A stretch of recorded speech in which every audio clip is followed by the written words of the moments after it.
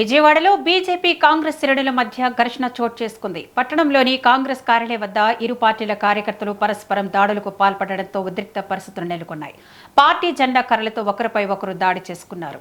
ప్రధాని నివాస వద్ద కాంగ్రెస్ చేపట్టిన ధర్నాకు నిరసనగా విజయ్ టాకీస్ సెంటర్ నుంచి కాంగ్రెస్ కార్యాలయం వరకు బీజేపీ ర్యాలీ నిర్వహించింది. ర్యాలీ కాంగ్రెస్ కార్యాలయం వద్దకు చేరుకోవడంతో ఉద్రిక్తత తలెత్తింది. సమాచారం అందుకున్న పోలీసులు పరిస్థితిని అదుపులోకి తీసుకొచ్చి ఇరు వర్గాలను చెదరగొట్టారు.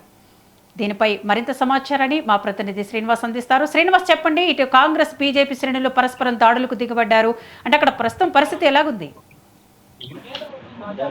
వైశాలి, విజయవాడలో కాంగ్రెస్ బీజేపీ కార్యకర్తలు ఒకరిపై ఒకరు దాడులకి పాల్పడినటువంటి ఘటన నమోదు కావడం జరిగింది. ప్రస్తుతం చూసినట్లయితే గనక ఒక ఉద్రిక్తత వాతావరణం అయితే గనక కొనసాగుతుంది.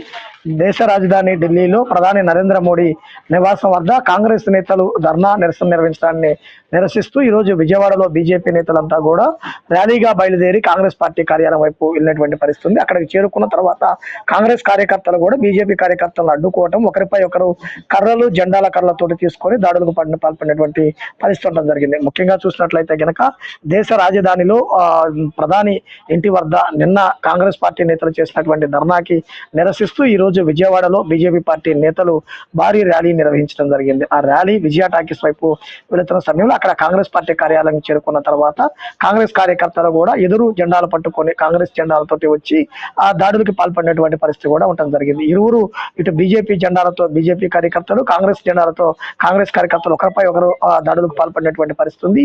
ఘటనా స్థలానికి చేరుకున్నటువంటి పోలీసులు ఇరువురిని చెదరగొట్టి అదుపులో తీసుకొచ్చే ప్రయత్నం అయితే చేస్తున్నారు. అయితే ముఖ్యంగా చూసినట్లయితే కనుక అనూహ్యమైనటువంటి ఘటనతో పోలీసులు ఒక్కసారిగా కంగుతిన్నటువంటి పరిస్థితి కూడా ఉండడం జరిగింది.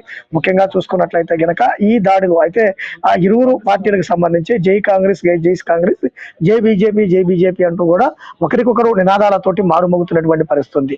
ఆ ఘటనని అదుపులోకి తీసుకురావడానికి భారీ సంఖ్యలో పోలీసులు చేరుకొని అక్కడ ఉన్నటువంటి ఇరు పార్టీల కార్యకర్తలను కూడా అదుపులోకి తీసుకున్న పరిస్థితి అయితే గనక ఉంది. ముఖ్యంగా చూసినట్లయితే గనక బీజేపీ ర్యాలీ నిర్వహిస్తున్న సమయంలో అక్కడనే ఉన్నటువంటి కాంగ్రెస్ పార్టీ కార్యకర్తలు కూడా ఒక్కసారిగా దూసుకొచ్చి ఒకరిపై ఒకరు దాడులకు ఉండడం జరిగింది. Thank you Srinivas.